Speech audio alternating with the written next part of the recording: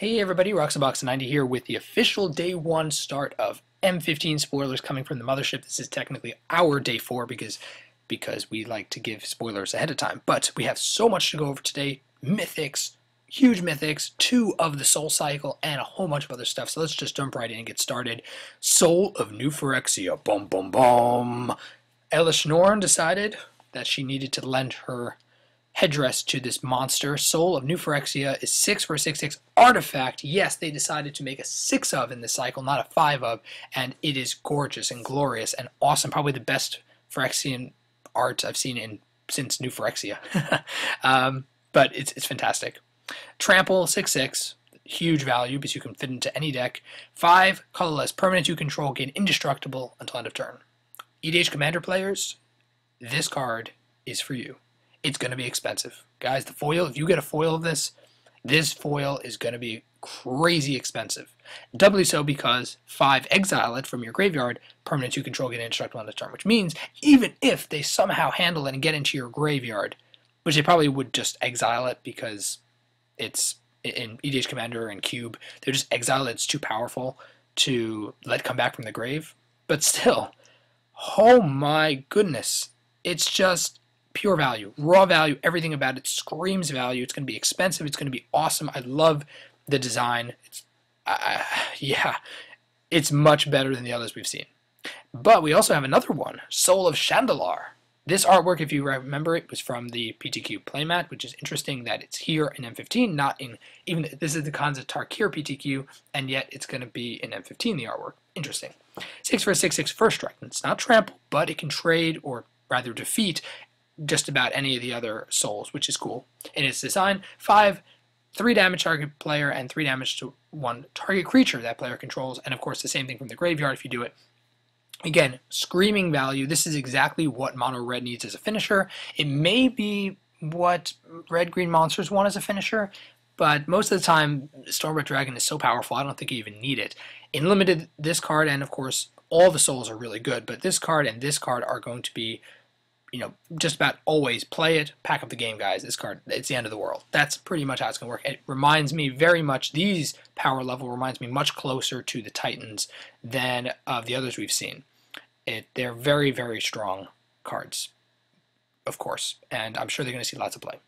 Soul of Zendikar, just showing the official artwork for M15. It looks like Zendikar. Look at those pointy stuff on the back. Soul of Ravnica does not really look like Ravnica at all, but that's the official art, and it looks cool. Warden of Beyond, a lot of these cards are the design by cards, and many are very clever. 3 for a 2/2 Vigilance, gets 2/2 as long as an opponent owns a card in exile. I don't quite know if this is strong enough for the Eternal formats. I mean, a 2/2, 3 for a 4/4 Vigilance with no drawback is pretty solid for aggressive decks, especially aggressive white weenie deck stuff where you're running, you know, Path to Exiles and Swords of Plowshares. You're almost guaranteed to exile an opponent card. I think this card has potential in those cases. In Limited, it's interesting. I wonder if they'll give us exiling effects to make it worthwhile.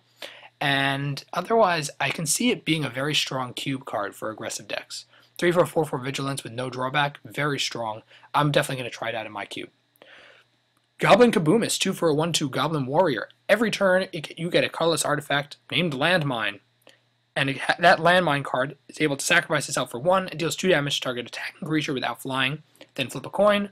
And if you lose the coin flip, then it kills itself. With the Landmine, it's 2 damage, exactly. Which is very clever. This is a pure flavor card. If it didn't have the flip cause, I would say it's even playable. Maybe even constructed playable. But as it is, because of the flip cause, I think it's going to be a casual all-star, and I think it'll be a lot of fun as well in Limited. The flavor is really what gets me. Everything about this card is exactly what you expect from a Goblin Kaboomist or a Goblin Landmine Maker guy. Crescent Mining, another interesting red card. For 4 mana, you can't play lands, but you can sack a land to draw a card advantage. Only once each turn, but still. In EDH Commander, this is the real place I see it being played. Mono Red EDH Commander has trouble with card advantage late game. Not trouble with lands. You can get your lands, you can get your mana rocks, and by turn 5, 6, 7, you have enough land for a while.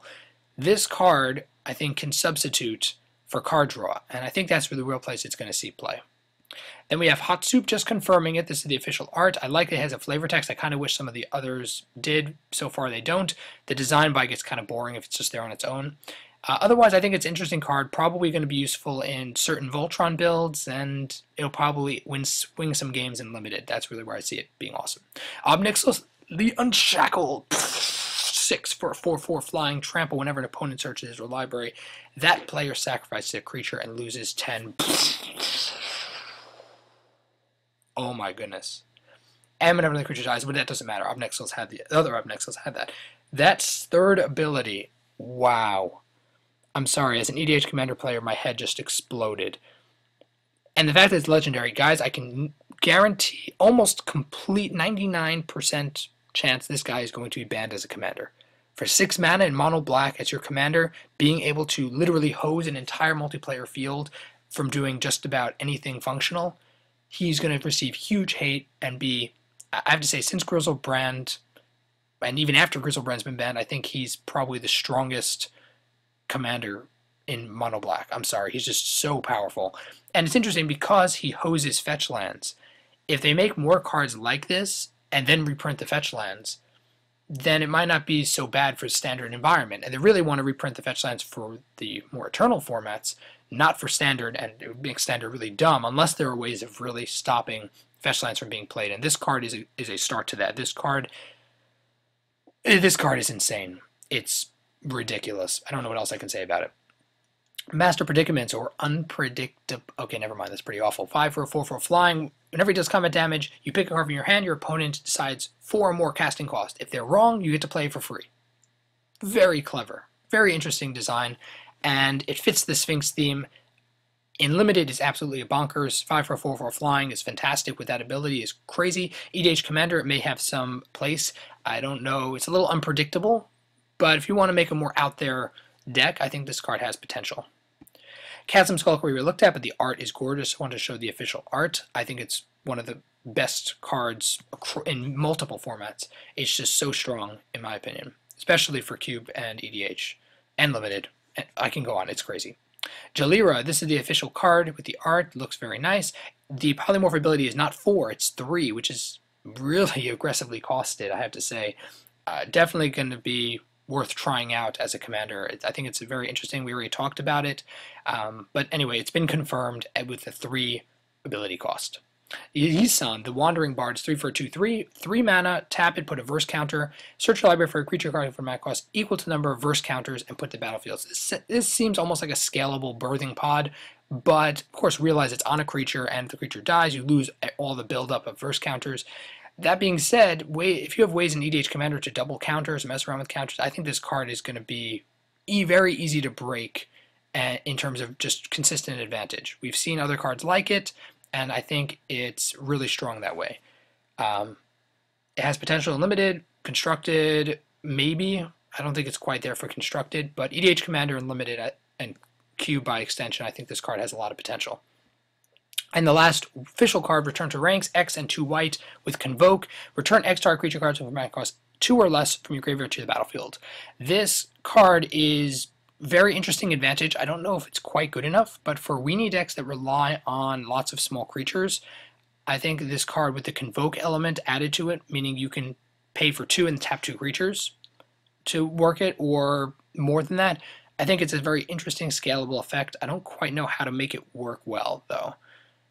If you guys have any ideas, you can, of course, put them in the comment section about it. And last up, we have Garruk the Slayer. This was actually discussed. This is going to be at the pre-release. You're going to have a chance to fight with Garruk, or against him, I believe. And he's, for 0, you get a 2/2 wolf. +4, target wolf gets 1/0 and gains Death Touch. -10, destroy a creature, put loyalty on him equal to toughness. And -25, destroy all creatures he doesn't control. This is not the official Garruk Planeswalker of the set. Realize this is the pre-release card, saying it out there. But I think it pretty much guarantees that the Garruk would be black-green. Just look at this. It's black, it's green. Garruk the Slayer. The abilities themselves here reflect a black-green Garruk. You remember what Relentless was like. I think this pretty much ensures he's going to be a black-green Planeswalker. Speculating here, but pretty sure. Anyway, that's a lot of spoilers, guys, and I hope you guys enjoyed the video. Put all your thoughts about these cards down below in the comment section. If you enjoyed the video, tap the like button and stay tuned for more M15 spoilers by subscribing for the coming weeks. And as always, Roxabox90 signing out. I'll see you guys next time.